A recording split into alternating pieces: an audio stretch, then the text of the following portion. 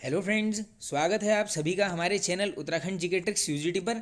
दोस्तों, सामान्य ज्ञान वन लाइनर सीरीज का सेकंड पार्ट आप सभी के लिए लेकर आए हैं। चलिए वीडियो को स्टार्ट कर लेते हैं। दोस्तों, टाइम वेस्ट बिल्कुल भी नहीं करेंगे, वैसे ही टाइम कम है, अब एग्जाम्स काफ़ी क्लोज हैं। तो आज का फर्स्ट क्वेश्चन है दोस्तों, मनुष्य ने सर्वप्रथम किस धातु का प्रयोग किया। दोस्तों देखिए, पैटर्न क्या रहने वाला है सभी को पता है। हिस्ट्री, स्टार्टिंग में हिस्ट्री करेंगे दोस्तों। हिस्ट्री भी स्टार्टिंग से करेंगे, एकदम सिंधु घाटी सभ्यता से शुरू करते हुए एकदम कवर करते हुए टॉपिक्स को चलेंगे। दो दो तीन तीन क्वेश्चन सबसे लाए जाएंगे यहाँ पर।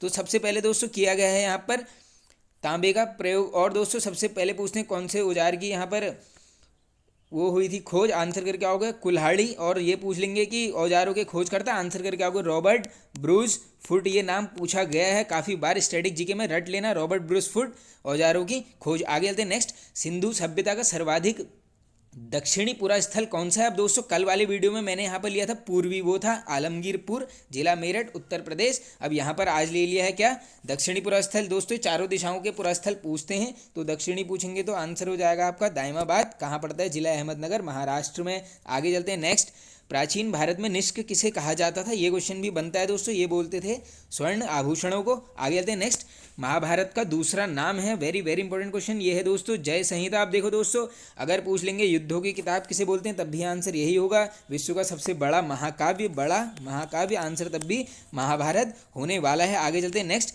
जैन धर्म के संस्थापक तो ये थे दोस्तों ऋषभ देव जी। अब दोस्तों देखो, जैन धर्म के संस्थापक के साथ साथ ये प्रथम वो भी थे। और एक क्वेश्चन ये पूछते हैं कि जैन धर्म के 24वें तीर्थंकर कौन हुए, वो थे दोस्तों कौन, महावीर स्वामी जी। ये 24वां काफ़ी इंपॉर्टेंट है। 23वां पूछेंगे तो पार्श्वनाथ। ये दो तीन ही पूछते हैं इनसे।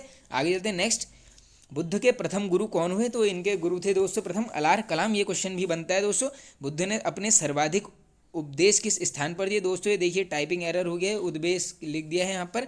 अगर दोस्तों देखो ये पूछेंगे सर्वाधिक, इस केस में आंसर करके आओगे श्रावस्ती। और डायरेक्टली पूछ लेते हैं कि कौशल देश की राजधानी कौन सी थी, यही थी श्रावस्ती। और ये पूछेंगे आपसे प्रथम उपदेश, प्रथम के केस में आंसर करोगे वो कल डिस्कस किया हुआ है सारनाथ। आज यहाँ पर कर रहा है क्या, सर्वाधिक, वो हो जाएगा आपका श्रावस्ती में। आगे चलते हैं नेक्स्ट, बुद्ध के प्रथम उपदेश को बौद्ध ग्रंथ में क्या कहा गया। वेरी वेरी इंपॉर्टेंट क्वेश्चन दोस्तों, ये बोला गया है यहाँ पर धर्म चक्र परिवर्तन। ये एकदम रटते हुए चलना, एकदम बुद्ध का पहला उपदेश धर्म चक्र परिवर्तन। आगे चलते हैं नेक्स्ट, पाल वंश का संस्थापक कौन था। ये क्वेश्चन बनता है दोस्तों, ये था गोपाल, कब करी 750 ईस्वी। आगे चलते हैं नेक्स्ट, प्रबोध चंद्रोदय के रचनाकार तो ये हैं दोस्तों कृष्ण मिश्र जी। अब दोस्तों ये जो कृष्ण मिश्र जी थे, ये चंदेल वंश के टाइम पर के क्या। और दोस्तों डायरेक्टली ये पूछ लेते हैं कि खजुराहो मंदिर का निर्माण किसने किया, खजुराहो मंदिर, आंसर करके आओगे यही थे चंदेल वंश। ये दो तीन क्वेश्चन बन गए हैं। आगे चलते हैं नेक्स्ट, अरबों ने भारत पर पहला सफल आक्रमण किसके नेतृत्व में किया। इंपॉर्टेंट क्वेश्चन है दोस्तों, ये करा गया था यहाँ पर मोहम्मद बिन कासिम के नेतृत्व में। आगे चलते हैं नेक्स्ट, महमूद गजनी ने भारत पर कितनी बार आक्रमण किया। इंपॉर्टेंट क्वेश्चन है, ये आंकड़ा पूछते हैं। ये किया दोस्तों कितनी बार, 17 बार। और ये मूर्ति भंजक शासक मैंने इसलिए लिखा है, ये खुद को क्या बोलता था यहाँ पर, मूर्ति भंजक शासक। आप सभी को पता होगा दोस्तों, सोमनाथ गुजरात का मंदिर हो या केशव राय मंदिर हो मथुरा वाला, ये सभी में इसने काफ़ी लूटपाट करके यहाँ पर मंदिरों को तोड़ा था, इसलिए इसने खुद को यहाँ पर मूर्ति भंजक की उपाधि दी थी। डायरेक्टली पूछ लेंगे मूर्ति भंजक शासक कौन है, आंसर करके आओगे महमूद गजनी। आगे चलते हैं नेक्स्ट, दिल्ली सल्तनत की दरबारी भाषा थी। इंपॉर्टेंट क्वेश्चन है दोस्तों, उर्दू मत करना, ये थी यहाँ पर फारसी। आगे चलते हैं नेक्स्ट, गुलाम वंश के दौरान तौल की सबसे छोटी इकाई थी, तो दोस्तों जो तौल था उसकी सबसे छोटी इकाई थी यहाँ पर रत्ती। आगे चलते हैं नेक्स्ट, विजयनगर साम्राज्य की स्थापना की। वेरी वेरी इंपॉर्टेंट क्वेश्चन ये करते हैं दोस्तों दो भाई हरिहर एवं बुक्का, कब करते हैं, 1336। और ये हम्पी क्या थी दोस्तों, विजयनगर साम्राज्य की राजधानी। ये क्वेश्चन भी बना हुआ है स्टैटिक जीके में। आगे चलते हैं नेक्स्ट, सबसे कम जनघनत्व वाला राज्य है। अब कल हमने डिस्कस किया था दोस्तों सर्वाधिक जनघनत्व, वो था आंसर बिहार। और ये आ गया है सबसे कम, ये हो जाएगा आपका अरुणाचल प्रदेश। आगे चलते हैं नेक्स्ट, आवो जनजाति किस राज्य से संबंधित है। अब दोस्तों देखो जनजाति से क्वेश्चन बनते हैं, इसलिए मैं कल भी लेकर आया था।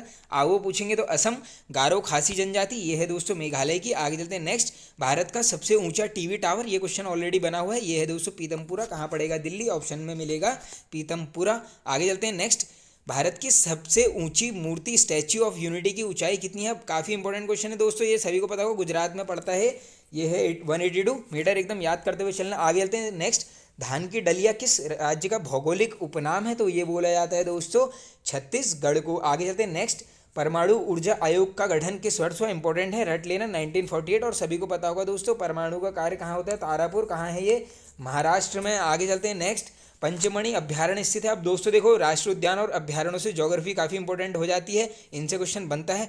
तो कल भी हमने डिस्कस किए थे, आज कर लेते हैं। पंचमढ़ी मध्य प्रदेश, सिमलीपाल अभ्यारण्य ये पड़ेगा दोस्तों आपका उड़ीसा में, और एक है मानस राष्ट्रीय उद्यान, ये पड़ता है असम। अब देखो दोस्तों, मानस है असम में, काजीरंगा है असम में, नामेरी असम में, ये काफ़ी है इंपॉर्टेंट असम के, आप इनको याद कर लेना। डिब्रू सैखोवा ये भी असम में है दोस्तों। आगे चलते हैं नेक्स्ट, भारत का सबसे बड़ा राष्ट्रीय उद्यान कौन सा है? अब ये क्वेश्चन भी बनता है दोस्तों, ये कहाँ पर है?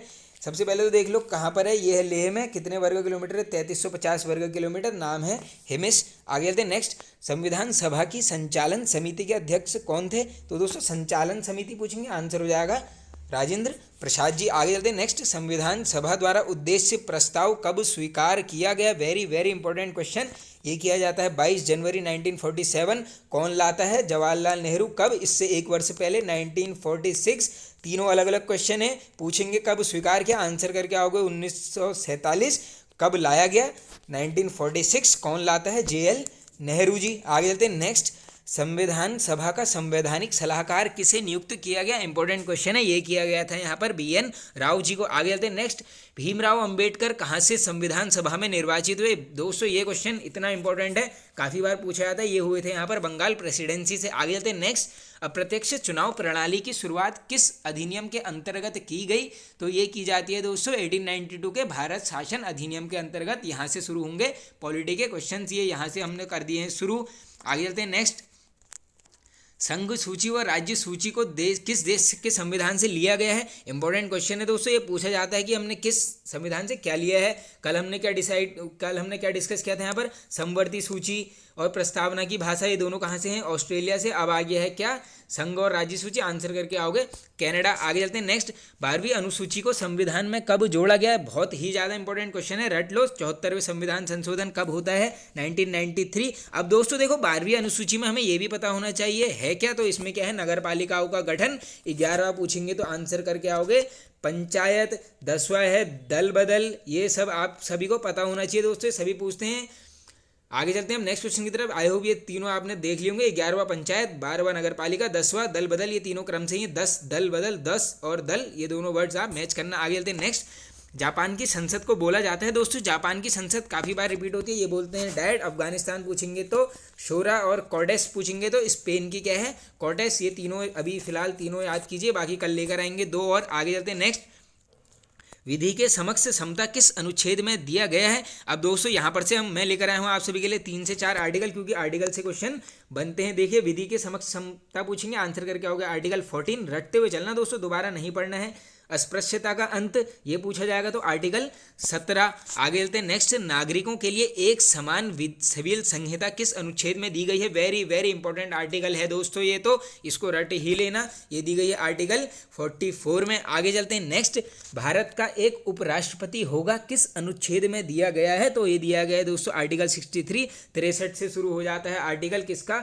उपराष्ट्रपति का। आगे चलते हैं नेक्स्ट, राष्ट्रपति पर महाभियोग चलाने की प्रक्रिया किस अनुच्छेद में दी गई है? अब दोस्तों देखो, आप सभी को पता होगा राष्ट्रपति पर महाभियोग लगता है, और ये आर्टिकल कितना इंपॉर्टेंट है? ये है 61, और एक है आर्टिकल 72 सबसे ज़्यादा इंपॉर्टेंट, ये क्या है? राष्ट्रपति के समाधान की शक्ति। समाधान इन केस, जैसे किसी को फांसी हो रही है, मृत्युदंड की सजा है, उसे केवल और केवल राष्ट्रपति ही नकार सकता है, यानी उसको छूट दे सकता है। केवल अधिकार किसके पास है? राष्ट्रपति के पास। आगे चलते हैं अब नेक्स्ट, अब यहाँ से शुरू होंगे दोस्तों इकोनॉमी के क्वेश्चंस स्टार्ट कर लेते हैं। वह अर्थव्यवस्था क्या कहलाती है जिसके अंतर्गत उत्पादन के साधनों का एक बड़ा भाग निजी व्यक्तियों के हाथों में होता है? इंपॉर्टेंट क्वेश्चन है दोस्तों, ये है पूंजीवादी अर्थव्यवस्था बोला जाता है। अब दोस्तों सभी को पता है कि हमारे भारत में कौन सी अर्थव्यवस्था चलती है, बताने की जरूरत है नहीं, मिश्रित है एकदम, आप सभी को पता होगा। आगे चलते हैं नेक्स्ट, जीवन के भौतिक गुणवत्ता सूचकांक का प्रतिपादन सर्वप्रथम किसने किया? इंपॉर्टेंट क्वेश्चन है, रट लो, जॉन वर्जन द्वारा किया गया है। आगे चलते हैं नेक्स्ट, किस काल को योजना अवकाश के नाम से जाना जाता है? इतना बढ़िया क्वेश्चन है, और लाया क्यों हूँ मैं अभी बताता हूँ आपको। देखो, सबसे पहले तो ये याद कर लो आप, योजना अवकाश 1966 से 1969। अब ये होता क्यों है? तीसरी पंचवर्षीय योजना की विफलता के बाद क्या होता है? योजना अवकाश डायरेक्टली पूछते हैं। तीसरी, अब याद करो, तीसरी पंचवर्षीय योजना के बाद क्या हो गया है? योजना अवकाश। अब देखो दोस्तों, जब ये डेट आ रही है माइंड में 66 से 69, माइंड में सीधे क्या स्ट्राइक करना चाहिए? हरित क्रांति। एक क्वेश्चन बनता है, हरित क्रांति किस पंचवर्षीय योजना में आई? तो वो किसी भी पंचवर्षीय योजना में नहीं आई थी। क्यों? क्योंकि वो आई थी योजना अवकाश के दौरान। और ये पूछेंगे भारत में हरित क्रांति के जनक, आंसर करके आओगे MS स्वामीनाथन। और अगर विश्व में पूछेंगे वर्ल्ड में, आंसर करके आओगे नॉर्मन बोरलॉग। बस ये याद कर लो। आगे चलते हैं नेक्स्ट। अब हरित क्रांति शब्द का प्रयोग सर्वप्रथम किसने किया था? अलग क्वेश्चन है दोस्तों, सर्वप्रथम पूछेंगे, आंसर करके आओगे विलियम गेंट। ये एक और मात्रा लगेगी यहाँ पर। आगे चलते हैं नेक्स्ट। स्वतंत्र भारत का पहला बजट कब प्रस्तुत किया गया था? इंपॉर्टेंट क्वेश्चन है। कौन करता है? सभी को पता होगा, RK शनमुखम शेट्टी। और ये कब किया गया? 26 नवंबर 1947। सिर्फ ये 47 याद मत करना, 26 नवंबर भी करना ही पड़ेगा। आगे चलते हैं नेक्स्ट।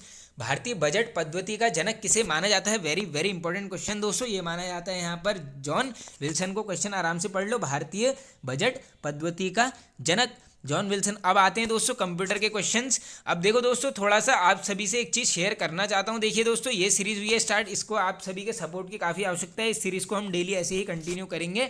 और उत्तराखंड वन लाइनर तो आप सभी पढ़ते ही हैं दोस्तों, उनको तो आप पढ़ते रहना। और दोस्तों कल यहाँ पर टॉपिक वाइज MCQ सीरीज़ का सबसे इंपॉर्टेंट भाग आने वाला था, जो था यहाँ पर उत्तराखंड की प्रमुख विभूतियाँ। लेकिन दोस्तों समझ आते हैं, एक नेबरहुड में दोस्तों एक शादी थी, उसकी वजह से काफ़ी साउंड हो रहा था, तो उस वजह से दोस्तों मैंने लगभग 450 क्वेश्चंस का वीडियो बना दिया था। लगभग 100 क्वेश्चंस और बचे थे, तो उस वजह से वहाँ पर वो चीज़ें पॉज करनी पड़ी। आज वो वीडियो एकदम टाइम से आएगा 7 बजे। कल के लिए हम आप सभी से माफ़ी मांगते हैं। चलिए स्टार्ट कर लेते हैं दोस्तों। पहला क्वेश्चन है, कंप्यूटर से फुल फॉर्म ऑफ निकनेट पूछी जाती है फुल फॉर्म। तो ये है दोस्तों नेशनल इंफॉर्मेशन सेंटर नेटवर्क। रटते हुए चलना सारी फुल फॉर्म्स को। आगे चलते हैं next. Full form of VLSI, तो ये बोलते हैं दोस्तों वेरी लार्ज स्केल इंटीग्रेशन। ये उत्तराखंड में ही पूछा गया है क्वेश्चन। आगे चलते हैं नेक्स्ट।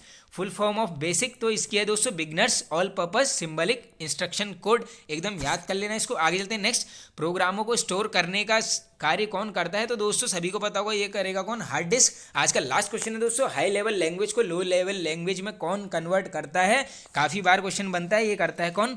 कंपाइलर। तो फ्रेंड्स ये होता है वीडियो एंड। आई होप आप सभी को पसंद आया होगा दोस्तों। पसंद आया तो एक लाइक कर दीजिए, कमेंट करके जरूर बताना आपको वीडियो कैसा लगा। और चैनल पर नहीं तो फ्रेंड्स सब्सक्राइब कर लीजिए, बेल आइकन को जरूर प्रेस कर लेना आगे आने वाली नोटिफिकेशंस प्राप्त करने के लिए। और दोस्तों एग्जाम्स एकदम क्लोज आ चुके हैं, सारे एक्स्ट्रा करिकुलम एक्टिविटीज़ को साइड रखिए, बिल्कुल सारा फोकस होना चाहिए एग्जाम्स में। Okay friends, thank you.